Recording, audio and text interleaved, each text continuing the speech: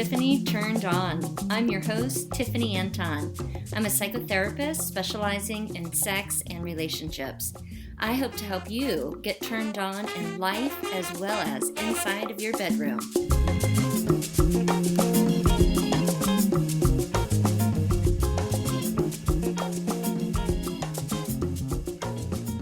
This is part 2 of Shocking Sex Facts. If you missed part 1, you missed a lot. You missed learning about how fast the sperm, actually, your ejaculate. And do you ever wonder about the average size of the penis? Well, we let you know what the statistics say. I talk about John Holmes, and my co-host had never heard of him. How is that? Did you know one woman had a mass amount of orgasms in 1 hour? If you listened, you know how many. And here is part 2.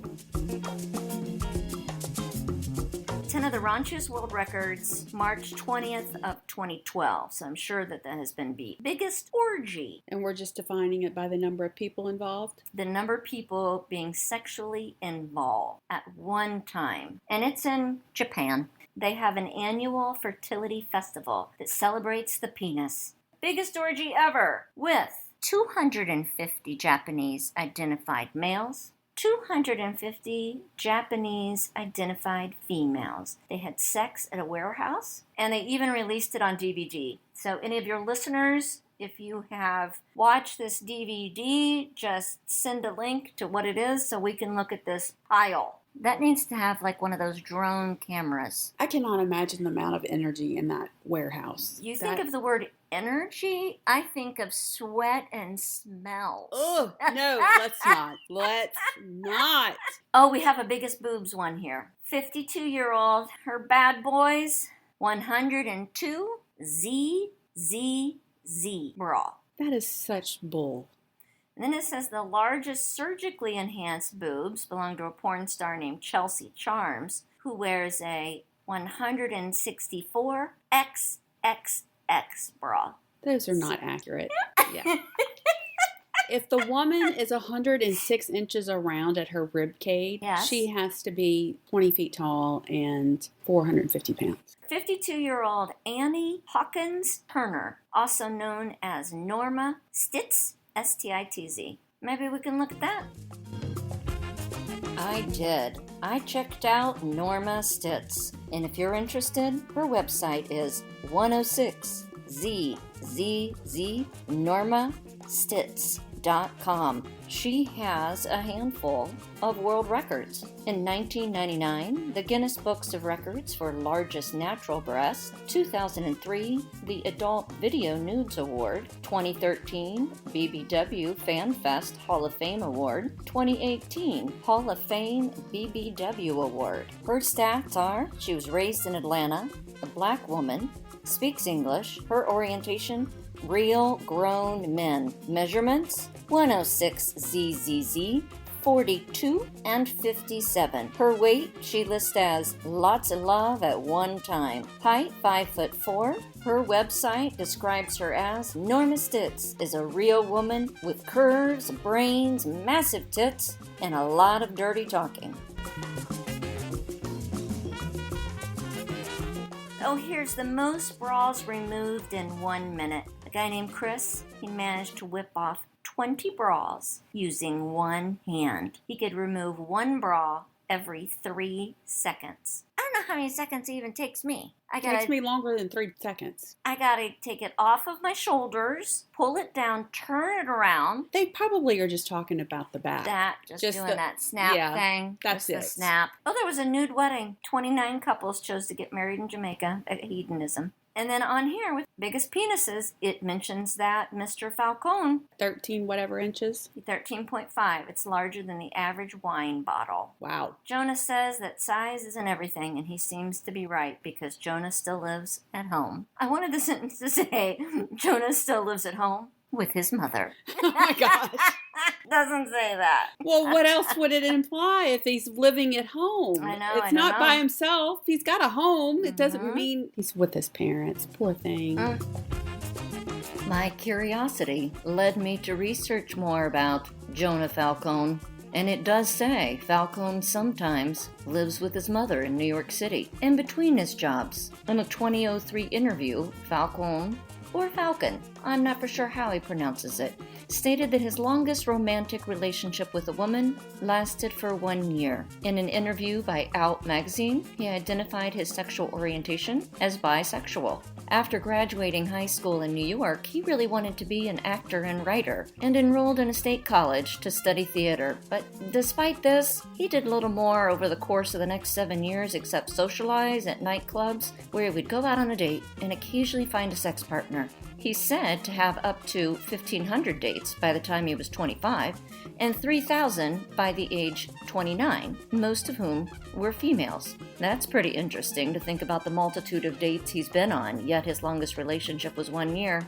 Sounds like a red flag to this clinician. He travels a fair amount, and he has accepted money for sex, saying, "I took $500 from a lady on the Upper East Side to pose in my underwear for Polaroids. I've been offered $1,000 just to let someone suck it, and I'll say, why not? It's really about my ego, and my ego is bigger than my sexuality." When's the last time you had a dream about sex? Probably, I don't know. I don't dream about sex often. Well, I know I dream. I just don't wake up thinking I've dreamt. If I do, it's really rare. The last dream I had was that my early college boyfriend was arrested. He lives in Colorado. He was arrested in my town, and I needed to go pick him up and his 6 children. Oh. That was in my dream. That was my most recent one. But I used to have sex dreams about my high school crush. I remember even into my late 30s having sex dreams about him. Wow. Sounds like he was very impactful. It was more about a crush. I mean, I didn't have a relationship with him, so I can create all kinds of things. It sounds like you have a very active imagination. I do, but I'd like to have a more active one, because at least then I'd be getting some action. It says here that 10% of our dreams include sex. That's interesting. My ex took that Chantix to stop smoking, and I remember him saying the side effect of vivid dreaming was amazing. Wow. So that was a benefit for him. I don't know if he would ever say it was 10% at that time or what it was. According to a study published by the American Academy of Sleep Medicine, nearly 1 in 10 dreams have sexual content for both men and women. However, who dreams more about sex with politicians, celebrities, exes? Men or women? Do they fantasize or have dreams about politicians, celebs, or exes more? Women. Yes, and men dream more about sex with multiple partners at once. That's not surprising. Okay, well, we're adding this to the listeners' ears, so maybe tonight they'll have a dream about 500 people having an orgy in Japan. Okay. Now, we've heard orgasms can help with headaches. You've heard that before, I'm assuming? Yes, and it does. It does? It does. You've had a headache and had sex? Yes, when I couldn't get rid of a migraine years ago. Yes. Really? And it did help. So you felt totally sick and you just said, can you ravish me when I lay here? Hopefully I'll come. And the whole goal is really I'm just kind of using you to have an orgasm. So then afterwards I'm headache free. That is completely correct. Okay. I mean... So I don't know what the statistics are in saying having an orgasm can help with headaches, but I feel like that's kind of common knowledge now. Yes. But this one says a headache may bring you in the mood. I disagree with that. Well, let's face it, isn't it? Everybody says, oh, I have a headache, so I don't feel up to having sex. I don't want to have sex with a headache. I think I've definitely had migraines and had sex with migraines before, which is way worse than a regular headache. But I think I've only said no to sex, maybe a bad migraine, maybe 2 or 3 times in my life. So you've turned it down 2 to 3 times in your life because of a bad migraine. And then you've turned on at other times to get rid of the migraine. Correct. This one says that Wake Forest University, their School of Medicine, a truly bizarre fact is that migraine sufferers have reported higher levels of sexual desire. Now that's a little different than the statement recalls. It's because you can report higher sexual desire in general. So if they ask, do you suffer migraines and do you have strong desire, and see if there was a correlation there. It's all neurological. I have seizure disorder, and what I learned was a strange side effect is once I come around from the petite mall, or you stare out in space seizures, is once my brain comes back online, I'm interested in sex. Did you know that about me? No. You didn't? But I don't think that ever came up. If you're coming out of a seizure, I'm not really asking you if you're ready to get it on. Honey, are you horny? Would you like to still lay there? No. I can bring out the magic wand. So here's one that I didn't know, but I said, aha, it makes sense. Wearing socks makes you orgasm. Now, that doesn't mean I'm going to put a pair of socks on and go, ha, ha, ha. That doesn't sound very sexy. It is when your feet are warmer, it helps regulate body temperature. I have never heard of it. It helps you to be more relaxed and anxiety-free when you have your socks on. Do you sleep with socks on? No. I don't either. I mean, I can put socks on when I'm getting into bed, but I have to take them off too. Yeah, I don't wake up with them on. I've got socks on the floor, socks on the other side of the bed. Same. Mm-hmm. I just don't want you to wear black socks that go up to your knees, some black knee-high socks. Think about a white man. Oh gosh, with no. Skinny legs. No. And black socks pulled up. Would it be okay though if we had a skinny white dude and we gave him black footy socks? Because I have on white footy socks right now. Is that what you call these? Yeah, low cut. I would So totally I guess it would sexual. I guess it would be fun. Yeah. I'd totally be sexual with a person with footies on. But it's just the black ones that are knee high. Knee high in general. Or even mid calf. Yeah, no. I can't do mid calf. Just dorky, I'm sorry. Turn off. So there's one of the facts. Have you ever noticed, looking at naked men, their testicles, they hang the same or one side hangs lower than the other side? I've noticed both. So the hanging fruits have been equal, and some they've been lopsided. Correct. And some aren't very hangy. Yes, some are like little grapes, and then some are like a tight little package almost. The tight packages, but then there's some that are like clementines. I was going to say grapefruits, but then I wanted to be more reasonable. Clementines in pantyhose. Ooh. In the sock of pantyhose. There's all kinds out there. Yes, there are. I mean, Balls to the Walls, that one song. It's not called Balls to the Walls, it's lyric. Yes. So the sweat drops down these balls. To all these females crawl. Oh, skeet, skeet, skeet, skeet. The left testicle usually hangs lower than the right for right-handed men.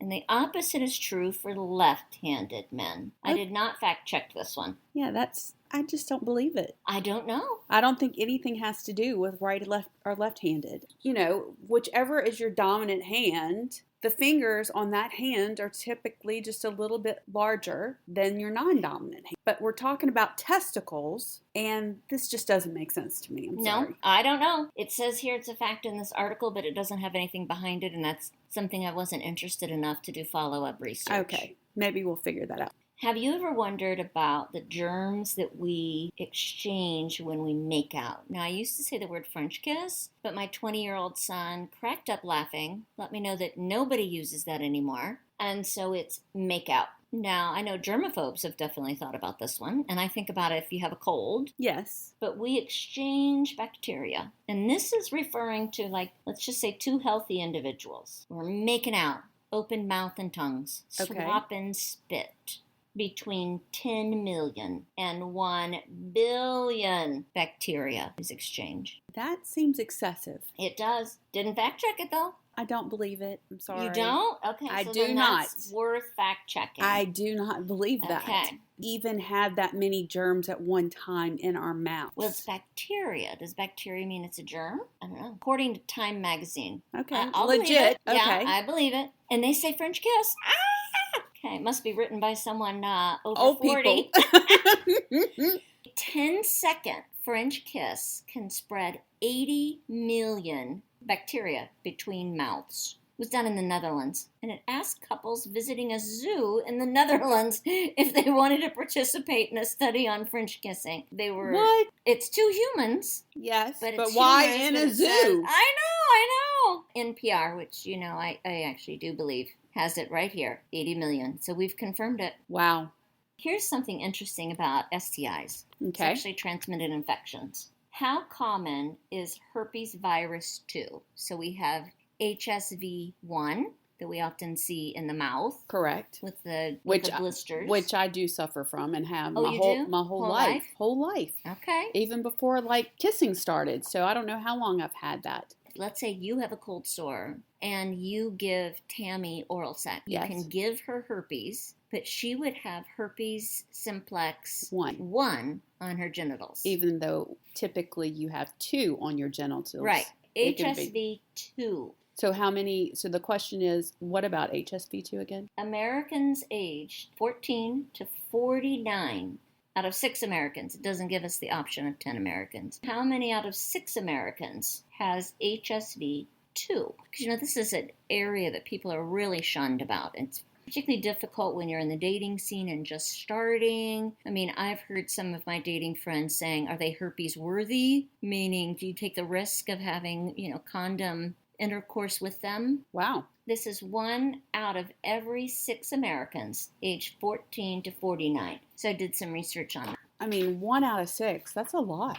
That is a lot. What is that, like 20-something percent? 15%? I don't know. I'm not good with statistics. I'll tell you. Okay. I suck at statistics as Tell well. me. But one thing I do want to say is reading that, I thought we have to get rid of the shame associated with this. I mean, if we're looking at that number, it says here, because I went to the CDC, because I thought I wasn't just going to do a regular Google and definitely not going to check out Yahoo News. It says nationwide, again, age 14 to 49, 11.9% of persons. There were new genital herpes infections in the U.S. that were 572,000 just last year. But it's higher than that because the increasing number of herpes infections are caused by the HSV1, which we talked about, that goes on to the genitals. HSV2 is more common among women than men. Why is that? You're a carrier too. Is it just we don't have outbreaks and no? That would make sense. So they checked out these stats in 2015 and 16, and women were positive at a rate of 15.9% of the new diagnoses that came in, and as the HSV2 for men, it was only 8.2%. So it sounds like it's more easily transmitted by women than men. I don't know.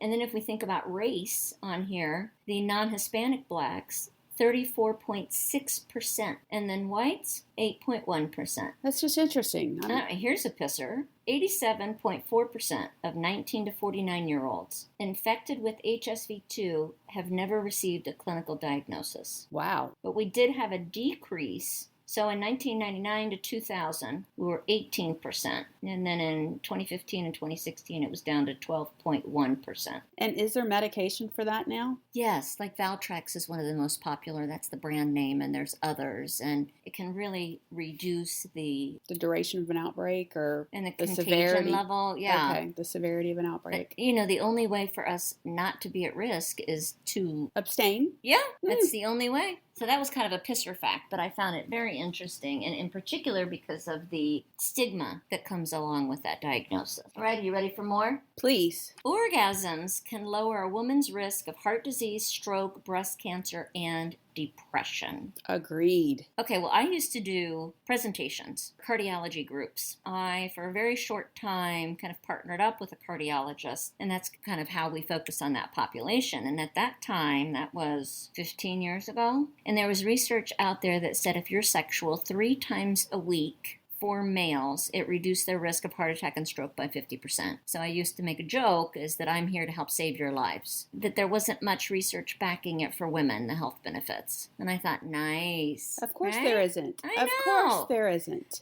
I did some research on it. I wanted to see is there any validity to it actually helping women. In the Journal of Sexual Medicine, it is titled Trends in Sexual Activity and Associations with All-Cause and Cause-Specific Mortality Among U.S. Adults. Doesn't specify gender in this area. Sexual activity does appear to be a health indicator of all-cause and cancer mortality in the U.S. in middle-aged adults. So they checked out a total of 15,000 plus a bit more. Their average age was 39 years old. Their age range was between 20 and 59. They looked at if they had monthly sex or yearly sex. They then checked them out 1 to 11 years later. Among the 12,598 participants with eligible information on mortality stats, 228 deaths occurred, including 29 associated with heart disease, 62 with cancer. Overall, participants with higher sexual frequency were at a lower risk of all-cause death in a dose-response manner, which is based upon having sex once a month, once a week, 3 times a week. Well, it sounds like we all need to be having more sex. Just a second ago, I said dose, response, manner, and the frequency, and it was 52 times a year or higher in comparison to those that had sex 1 time per year. So my health must be on the decline this year. That was exciting to me. There was another kind of highlight from this, and it said that it had the 50% comment with it. It says not only improved health in regards of all-cause mortality, as they had, there's nothing sexy in that article, that we have the benefits of better health, improved sleep, lower stress, and a closer relationship with your partner.